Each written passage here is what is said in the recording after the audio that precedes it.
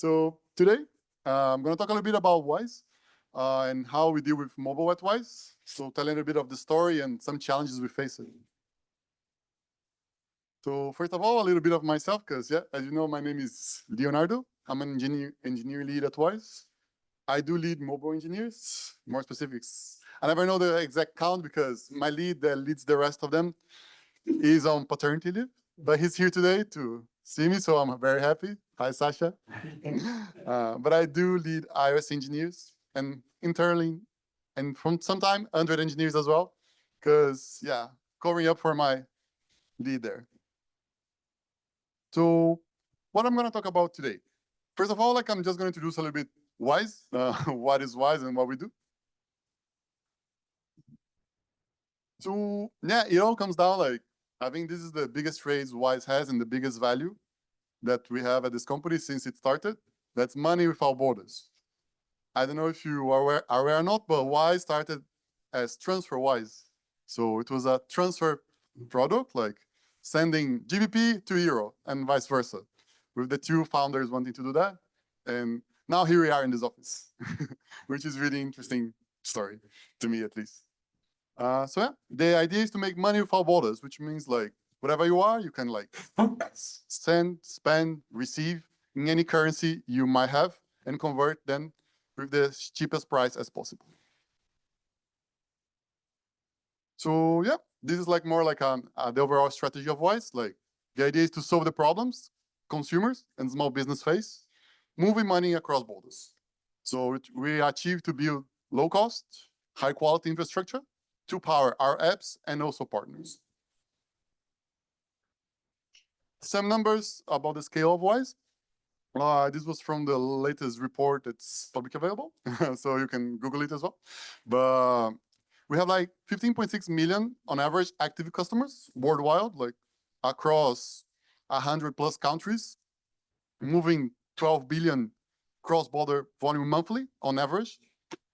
And we do a really interesting number. We have 70 plus licenses across the globe to be able to support our products across different countries. So yeah, as I told, we are TransferWise, just doing transfers. But Wise has come a long way on this 11 or 12 years. I'm not 100% sure if it's 11 or 12 now. Maybe neither of those, but 10 plus. First, we have, of course, the Wise transfer. That was our transfer, send money across borders. We do have what we call Wise account and the Wise business account. So people can have an account, have cards, receive money, send money, manage their teams, in their case, their business, share money, and so on. And we have a third breach of Wise that's now the Wise platform as well, where Wise is also selling their infrastructure through other companies to be able to offer the same products Wise offers. So yeah, as you can imagine, we have all these products, and across all the globe, we had lots of challenges to be able to scale our mobile application as well. So yeah, with this introduction about the scale of Wise, what does the mobile at Wise look like? Today, we have on average 30 Android apps and 30 iOS engineers. Somewhere we have some open roles right now. So we are planning to expand this a little bit. So if you're interested, of course, apply. We're always wanting more candidates. We do build our applications with native code. So the Android application is based on Kotlin and the iOS one on Swift. So that's very standard. If you want to know in more details, we can do after this talk because yeah, otherwise we just talk about the architecture, and I think we also want to talk about more management stuff here. So yeah, and how does Wise work? The teams at Wise, they are product teams. They have basically everything they need within their teams. So they're going to have a product manager, a designer, a backend engineer, a web engineer, an Android, an iOS engineer, sometimes an analyst or not. It wouldn't fit the slide if I wanted to add one more. That's why analyst is not on it, but they are also there. So each team operates independently. That's how Wise was built from the beginning. And the idea is to keep those teams independent so they can ship faster on their area of product. The mobile engineers themselves, of course, like if they're working on separate teams, we create lots of silos, because if you're working on your piece of product, let's say you are from the send team, you work on the send money. You're under the engineer on the send money. But you have someone on the whole team. You will help people hold money. But you do need to talk with your peers on the same platform, because you're working basically on the same app. We just have one Wise app, right? If you go to the store, we don't have plenty. So we have the concept of guilds. I think like this is very popular due to Spotify on the early ages. So we kept the naming. Basically the guilds, both Android and iOS, they are the conjunction of all iOS engineers in the case of the iOS guild, and the Android engineers in the case of the Android guild. And the idea is that those people that share the same platform help move the platform forward, sharing their common struggles, finding their common solutions, and make the project move forward, deciding patterns, and so on. So yeah, and alongside all of that, we do have like some infrastructure teams, as I call them. Not sure if it was the best taxonomy today. But those teams, they are not product teams directly, but they are teams that help our product teams move faster and ship faster product to customers. I'm going to talk about the three of them in a little bit more detail on this presentation, but we do have a design system team that has lots of responsibilities, but one very important one for our apps is our UI and UX components.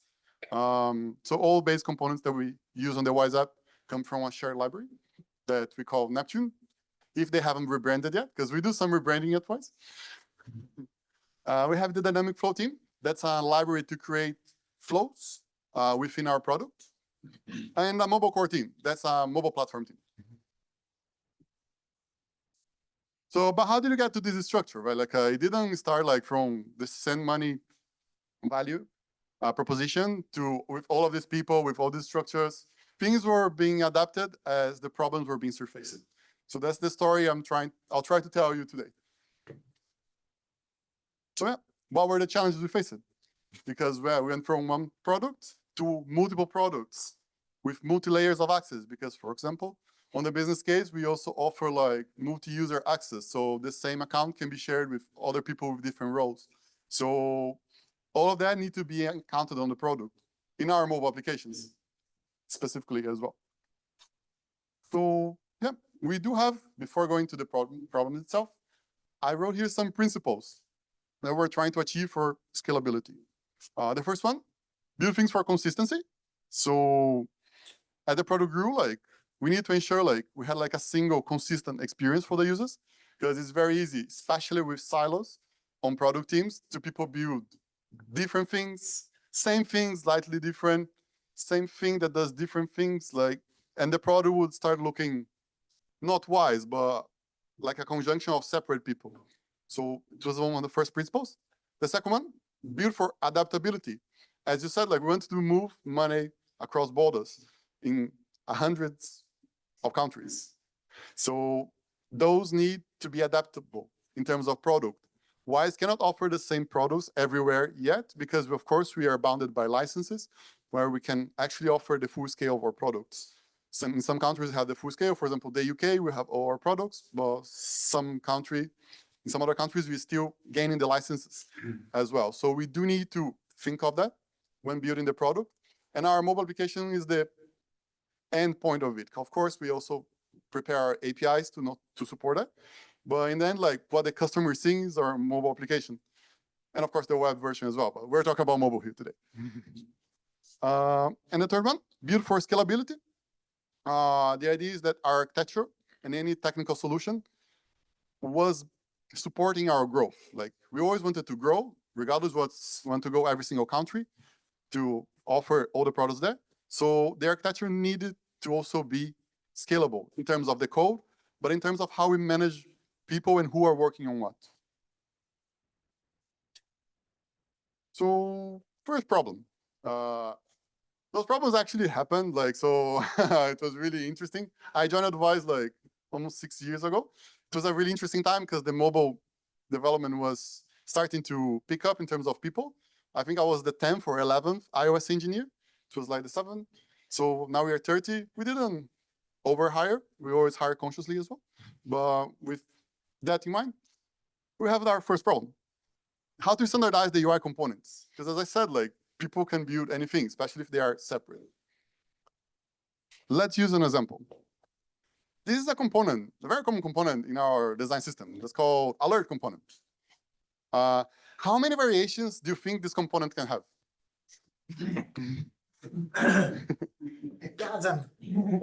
A lot. So yeah, it can have, like, I didn't put a number, but it can have 128 possible combinations. And they are all considered valid within our ecosystem. So yes, this is just for one component. So if we had people continue building components like that, slightly different, we would have like a Frankenstein of an application. And we also want to have an application that's pleasant for the user and consistent, because we also believe consistency brings better return for the customers. So yeah, so how do we fix this, right? For one component, but we have plenty. As I showed that my image before, we created a design system team. If I'm not mistaken, it was in 2020 or 2021. I don't remember the exact date, but it was right after I joined, because I remember we didn't have it, and then we started having. It was a really interesting time to be at Wise. So the design system team does lots of things. They care, of course, about the branding of Wise. They care about how the product looks like, how things behave in terms of the UI components and the UX experience. Also take care that those components think about accessibility and different modes, for example, dark mode. If you are building just a component, you might or might not do. So those are the responsibilities of the design system. So that's why when this team was created, there was like a huge push for us to change the components to use the design system components.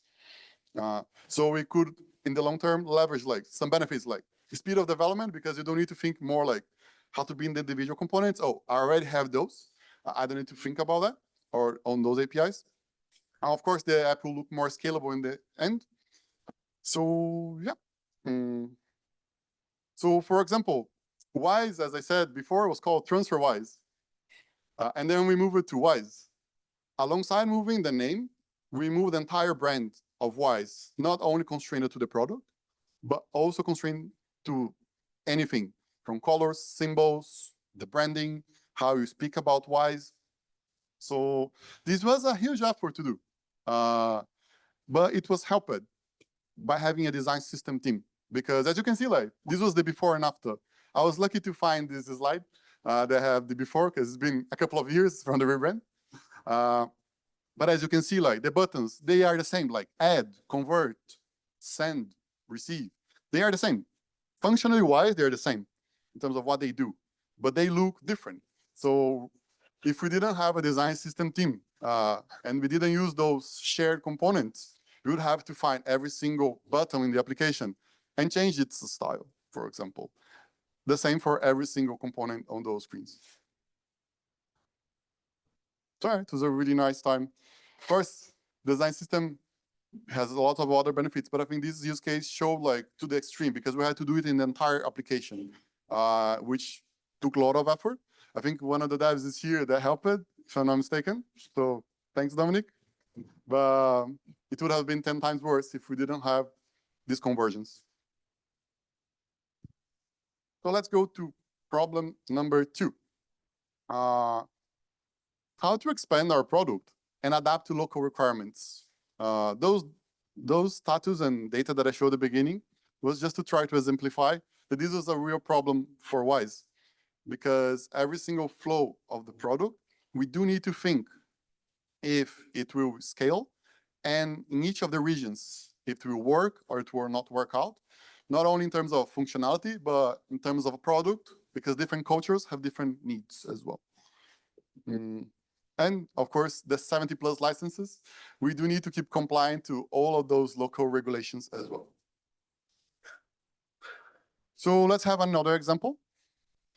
This screen is like, what's your delivery address? This screen, I took it from a card order flow, as we call. So when you're ordering a physical card, you need to tell the address, right? So where it's going to be. If it's going to be to your house, to your work, you need to tell an address, right? And that's totally fine. Like we had the first version of this screen built on the native apps, like we just built it. It's working. So good. This is a UK address, nice.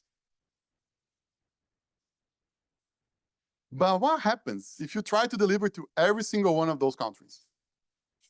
The same format of address does not work for different regions. Like the way we do it in the UK is not the same we do. I'm from Brazil, so it's not the same we do in Brazil, for example. So I wrote some of those problems that can happen. For example, language problems in terms of localization. As I think it's common in the UK to have like address first line, second line. In Brazil, you have very specific words. If you just translate address on, address through, what do I put on those fields? So it's very confusing. And we did have problems when trying to do this specific action of call auto flow in terms of conversion. Since this screen was built on the apps, you need to replicate the same logic across all platforms. You go to the iOS repository, you build this screen. Oh, there's a logic for Brazil now. You go to the iOS app, to the Android app, to the web version of it. And then you have the same logic. So to keep those in line and the same, because they are the same logic, but you need to replicate, it becomes exceedingly difficult. And the more you add, the harder it gets. So yeah, we also need to lead that.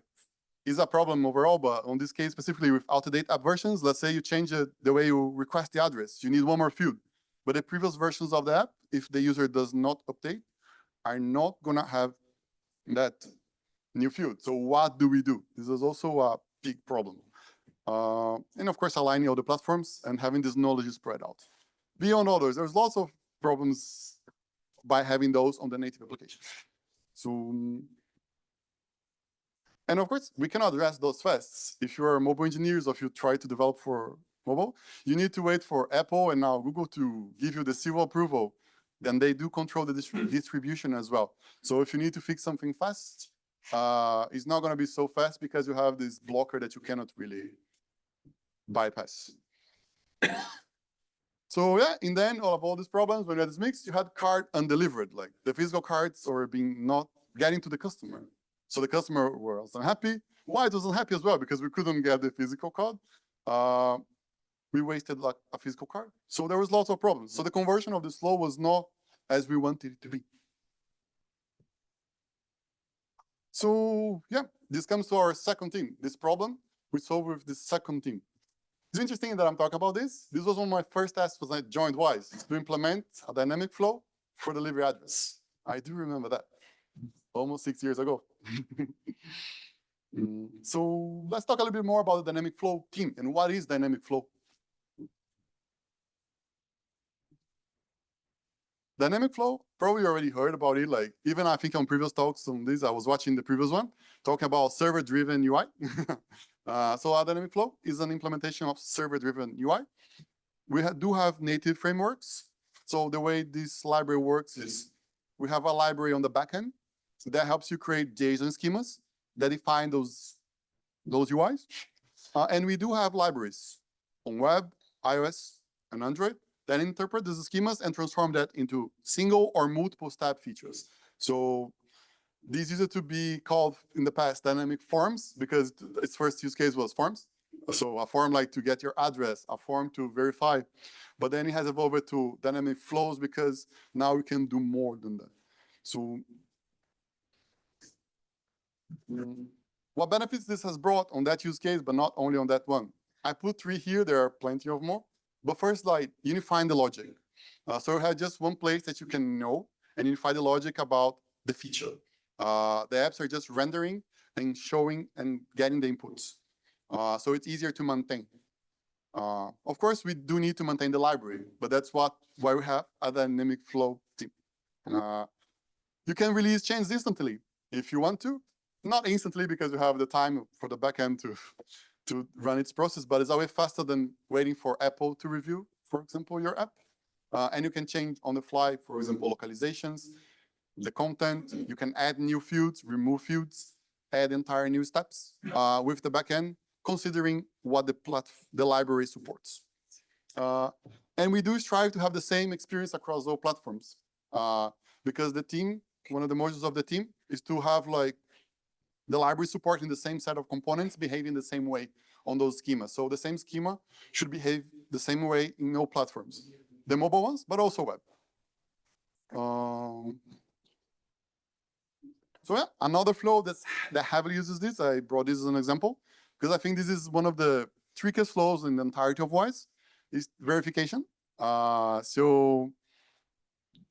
Verification is tricky because depends on where it's triggered. It can be triggered in several moments in the life cycle of the product. It depends on the region that you are. It depends on your nationality. You can have like someone from the UK and then you can use your passport, but someone from Brazil needs to use a specific Brazilian document.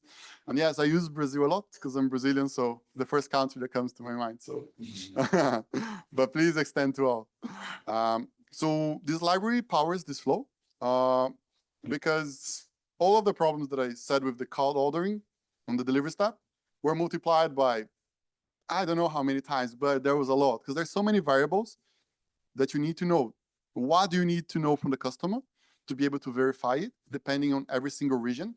That would be almost, wouldn't be impossible, but it would be so much more work to have those implemented natively, and the speed of interaction, so we could actually react to problems, but also extensions, were not worth building them natively anymore. So we could do this if the Bank of Belgium asks for a new regulation on verification, we could release a new step on this flow that will fulfill, of course, the compliance from the Bank of Belgium, and so on.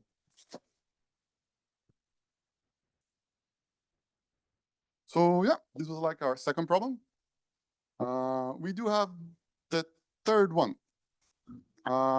That's a more tricky one. Who owns and prioritizes mobile platform initiatives that are not picked up by the guilds? As I said at the beginning, we do have this structure of guilds, the Android guild and the iOS guild, that picks up work that remains to the platform.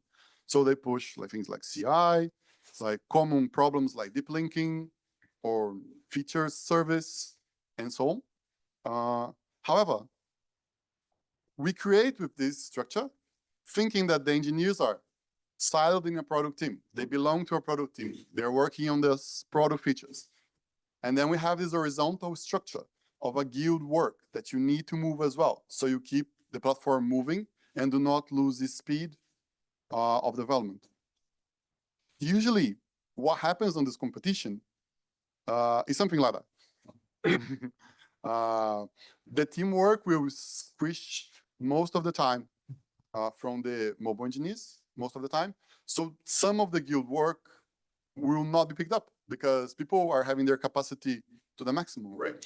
They don't, you cannot do like 120% time every day. It's impossible. So this generated some, not problems, but some areas that were not being attended on the app because there was no one to attend to. So for example, who owns the mobile CI? Yes, the guilds were handling the mobile CI. They were doing, yes, let's talk to our vendors, let's do this. But if we have a problem with CI, who takes care of? Oh, we have some individuals that are highly interested, but those individuals are not available right now because they are having a really focused project from product. So what happens? Or for example, like Apple does their yearly releases of new system, right? Like the new iOS. I don't know how frequent Google does, but I assume it's the same cadence. So who deals with that? Like, is a new set of tooling that will come out after? Is a new set? Will our product even run on the new OS? Like we recently released iOS 26 has just been released, and our app had problems when we were trying the betas. It was like breaking. So who deals with that? Like, who's going to take ownership of this? Who's going to push this? If the product teams are busy with their product work. And even so, like, who sets like our mobile metrics, like our build times, our CI times, like who takes care of our crash rates, like how our app is performing in terms of the screens, how our app works in the end, like how our app experience works, how our development experience for the apps work. So some of those areas and some others as well were not being taken care of because there simply was no time. So to achieve that, to mitigate that and try to solve, we put together a new team. That's the third one on my slide right here. So that we call Mobile Core. So as I said, is our mobile platform team. So some of those questions and others were the base for discussing how we're going to form this team. Do we really need this team? Like, I think that's the first question everybody does, especially in any organization. Like, so we discuss it, we reflect, oh, will this team have a big backlog of things that they need to work on? It's not going to be just like a CI team that we just name it mobile platform, it's just CI. So all those questionings we discuss throughout months, I would say, to reach the conclusion. Yes, we do need to attend to those areas. Otherwise, we're going to start losing speed of development. So the product teams won't be able to scale and deliver the product in the pace they want, because Wise is expanding.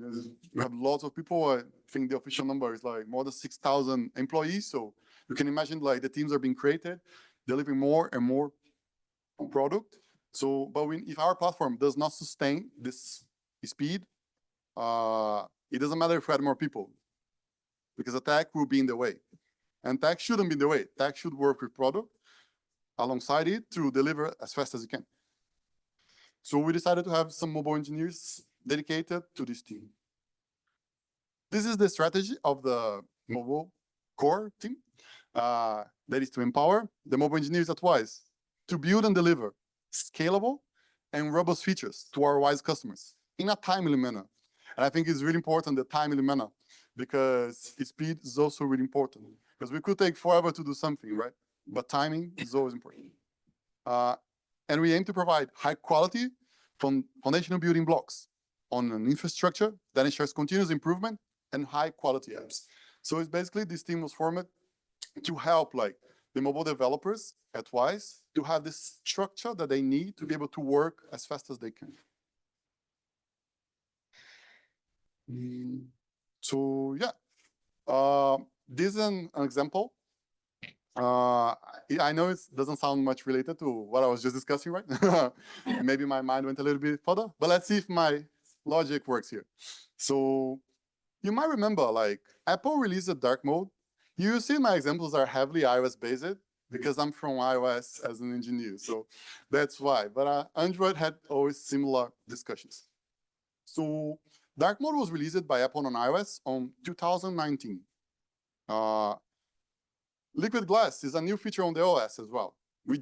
Apple just released it like last week, if I'm not mistaken. iOS 26 with Liquid Glass. That's a new appearance for buttons and animations and transitions on the entire system. Those two things are system-wide things that our app eventually needs to handle somehow. Like, when we do it and how we do it, of course, sometimes it's to our discretion. In case Apple gives us 1 year to do Liquid Glass. But apart from that, how we do is up to us. So dark mode on the Wise app took more than 2 years to be released after Apple released on the OS. So if you remember, I talked about 2019. So it was in the middle of 2021, 2022. And why it took so long? We didn't have yet a design system team formed. The design system was formed on 2020. So it wasn't first spread on the entirety of the app. So changing things to light and dark mode and make them work seamlessly was a work of going screen by screen, checking what they're using. There's also other considerations, but this was one of the main reasons that this took a long, long time. So the next slide is how much time it took us to do Liquid Glass. So I'd like someone to give a number to me.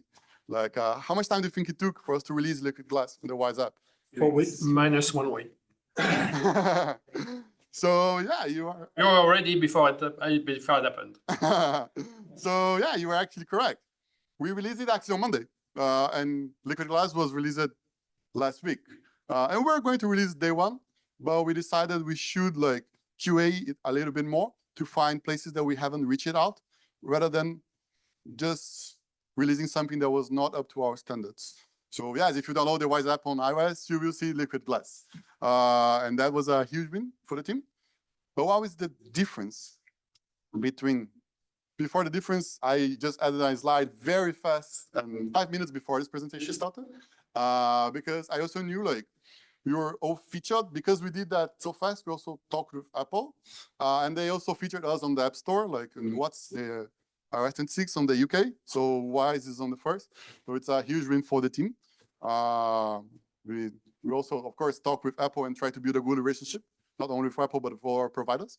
So this is a huge win. I just added this slide like literally 5 minutes. So it was not really well thought. That's why I lost my train. But I'm really happy the team did a lot of work. So this was great. But what was the difference between the dark mode and the liquid glass? They're all system-wide changes involved the entirety of the app. And the app today has a way more flows and screens than it had in 2019. So why we could release it like alongside Apple, most likely? Because of these 3 components. In the past, we didn't have a design system consolidated, but now we do. Every single screen, like if you're going to build something that's not using a design system component, is culturally on the developers as well to simply say, why are you doing this? Why do you need to build something that is not supported for design system? So it's a work, of course, with the mobile engineers to understand the importance of it, but also with other parts of the organization, with the designers, with the product managers, because of course, a designer can design anything, right? On their Figmas or any other platform. But we do try to base everything on a design system so we can leverage the consistency and speed of change that those bring. So it's a more holistic work. So the mobile core team was the team that spearheaded the iOS 26. They did, of course, the talks with Apple, even when it was even in beta. And then we got together with the guild and said, okay, we do want to achieve this milestone. It would be great to have this on our application. UI-wise, it feels fresh, it feels modern. That's what we try to be as well. And alongside it, we also prepared the app to be able to use the latest tech, because then we can use the runtimes of iOS 26. We can use the new Xcode that has just been released. So we can move the tech forward. So these 3 teams work alongside well. So mobile core helped like moving our CI to the new Xcode, because the glass is just available on the newest Xcode. So it was a conjunction of those 3 teams. So we did have this structure behind of years of use the design system components, spread this library. So it was something that was built by, not something that, okay, now we want liquid glass and let's go every single screen. Because then we would just do that. And as I showed in one of the slides, the product work does not stop, right? And usually it takes a long part of our times. So building those foundations and doing this structure of Wise helped us to do this change and many others in a more timely manner. Because yeah, we could launch liquid glass, I don't know, next year. But the next year is everybody's going to do it because they are forced to. But if we launch now, we also feel fresh. And it's really exciting to also think about the UI and the problems that liquid glass brought. And yeah, it was sometimes painful because some of our implementations didn't match well with it, but it's exciting as well. So yeah, I presented you these 3 problems. Like Wise has plenty of other problems. Of course, we can discuss and please feel free to do so. But I think like the biggest learning, and that at least myself that have been working here, is like that scaling our app is a continuous process. Like we never do things at once. We find a problem, we create the solution for this problem, and try to generalize it. Like the problem of the flows started like that. One of the flows needed to be dynamic. And now we have like hundreds of flows that are dynamic. So it started up there in 2020 and has been built. Alongside it, it's not just on tech. We need to have these organizational structures because if we didn't have like a mobile core team to help us spearhead those platform changes, it would be highly hard, for example, for liquid glass to be pushed on right now. Also the guilds and the design system team and the dynamic flows, all those structures work together so we can support the engineers and empower them, because the idea of Wise is that we also empower the engineers to be able to do those things, fix tech and impact the product fixing the tech. So I think that was like the biggest learning of all. Like we don't need to create this structure on the get-go, right? Oh, let's have like all the guilds, all the teams formed up. That's at least not what worked for Wise. Wise was adapting accordingly, always thinking, how can we continue delivering value faster for our customers? And that's what we did. So thank you so much for your time and listening to me.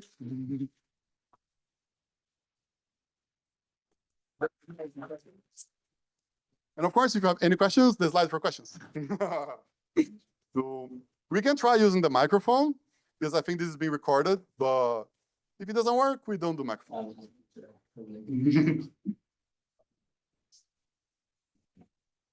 Hello.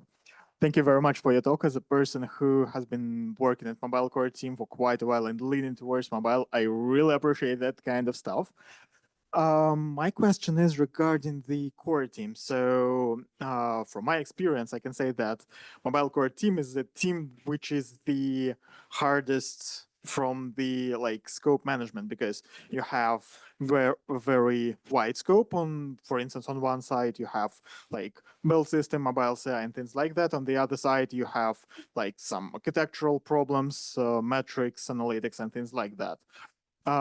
And both those scopes require well, they are basically very deep. There are a lot of details, you have to know a lot, and basically it's very hard to share it among different people. So essentially have different experts, the same which provides buzz factor and things like that. How do you manage things like those problems?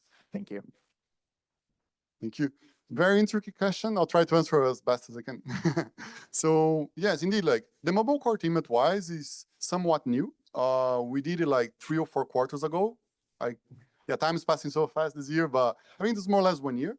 So when we started this initiative, we had actually a really long run of projects that needed to be attended because we took a while to build. So we did this big roadmap of initiatives. One of the first ones were to bring CI internally, because we had an external partner doing our mobile CI, but we wanted to not only to have control to be able to scale it, but also to align with the rest of the organization, because the entirety of the organization was doing internally, apart from the iOS app specifically. So one of the biggest things was this, so also to save on costs and get more control, removing one partner. So we have this long run of projects that are focusing more on this infrastructure first, because that was the most needed. So we didn't get to a point yet where the team was having so many concurrent things that, okay, now we don't know what to do, how to prioritize, because since we did this at the beginning of the team, it might get to a point of that. So it would be interesting to know your experience as well. So with that, but that's it. And also this type of problems, mobile core team, of course, is one of the motors that move it, but within the guilds, we also have other engineers that also want to work on those things, and we try to find other ways. As an example, the team that I lead is not a conventional team. I didn't add to the presentation to not create so much chaos, but I lead only mobile engineers, which is very rare at Wise. But those engineers are still working on product teams. But from time to time, myself as a technical leadership can gather those engineers towards one of the goals. Liquid Glass was one example. We did partner with Mobile Core. Okay, we do need to make this push, so we make this push right now, so we can have this competing areas. I don't think I answered your question, but that's the state of Wise today. Thank you. So to sum up, if I'm not mistaken, the Spotify framework, there is something like chapter or something like that, basically people when they have interest, they assemble a group, work group, or something like that, and then they basically into something like that. So that's mostly it. Yeah, thank you. Exactly. We also have some of the more senior staff engineers. They're also incentivized to push initiatives like that, especially towards architecture. We are having this process right now in one of our platforms, iOS, but one of our staff engineers spearheading these, to rethink how we also build in terms of architecture of the Wise app. So those more senior engineers are also incentivized to work on those tasks. Thank you. Any question? I go first. I want to follow up on First, I want to hi, thanks for the presentation. I want to follow up on that question. Are engineers kind of allowed to transition between teams, guilds, from one guild to another, or maybe from core to then a guild and things like this? And the second one is, how does the server-driven UI look like? How does it work? The learning curve, I don't know. Is the app 100% server-driven UI, things like this? Just a little bit more detail. Okay, sure. The first one, like, yeah, usually engineers that want to go cross technologies. Say, for example, you are an Android engineer, but you want to do iOS. You can do so. We just need to usually plan for it, like, because if you're an Android engineer but wants to do iOS, for example, the Android engineer is not going to be worked on. So we usually have like an open relationship with the engineers. Lots of engineers do a movement that from mobile to backend as well, if you ever heard about that. And we don't try to constrain anyone. The idea, if you're creating value and want to, we'll find the best way possible. So, but it's always a conversation with your lead and the team you are. But people can move teams as well. That's not rare. It's just more like in terms of how we manage the demands of those two teams at the same time. So it's a conversation, it's really different in each case. There isn't like a set rule for this. In terms of the server-driven UI, no, not the entire app is on it. Just some critical flows that are more susceptible to change, like verification is the biggest one that I can think of. It's tricky. It's tricky because it's different. You need to, if you're just developing it, it's very easy as a client engineer. You just start that thing, that API, and then it's gonna magically do everything for you. You're gonna have all your product, all the confirmations, everything handled by the library. So it's very easy. But if you need to actually add a new component, let's say you discuss with the team, you need a new component. Then you need to understand like how they do the schemas and all the considerations they have in terms of scaling and how they do UI. Because they don't describe, let's say, for example, just a title. They describe also in terms of functionality, because the same functionality can be described by any UI component. You can have a title, you can have an alert, you can have a section component, but what this represents on the WISE system is actually representing some information. Maybe a title is not the best example I could come with, but that's the idea. And that's a learning curve, indeed. Like if you need to add new components, it's a learning curve. But if you just need to start, that thing is very straightforward. It's literally like a couple of lines of code and things just work. And the rest of the app, we do have different ways of doing server-driven UI. The most notable example is our homepage. If you open the app, that's also server-driven, but that's like a custom implementation due to the way it was very custom in terms of how we want to show the UI. So we haven't used it dynamic flows at the time because that was built also, I think, like 4 years ago.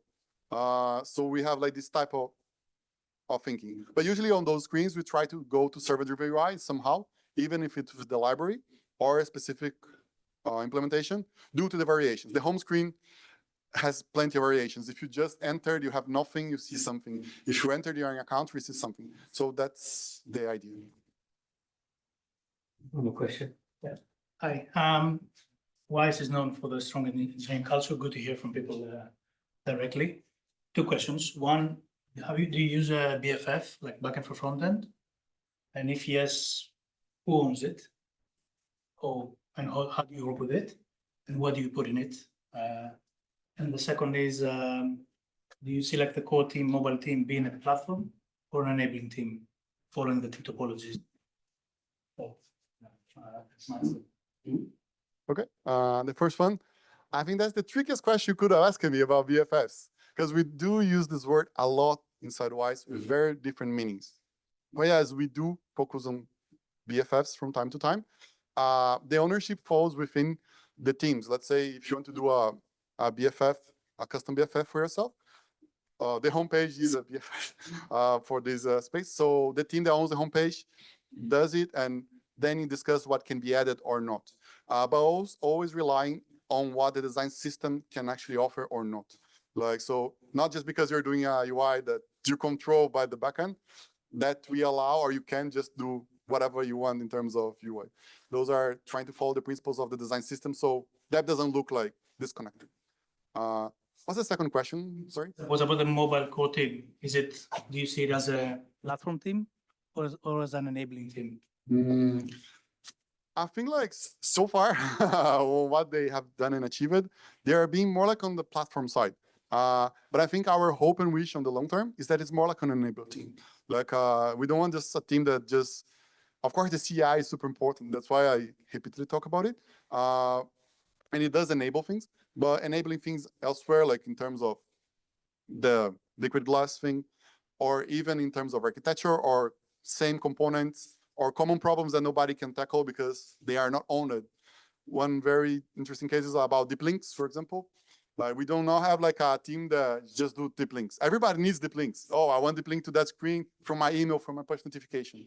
But we do not have a team that owns this. So that's like the gap like we're trying to fulfill with the mobile core and eventually expand. And of course, it's not feasible to just dump things on the mobile core team. Thank you. Should we take 5 minutes and second talk? Yeah. I feel like BFF, by the way, if anyone, like, I feel maybe that could be a topic for the next next meetup. Like, it's been something that a lot of people are exploring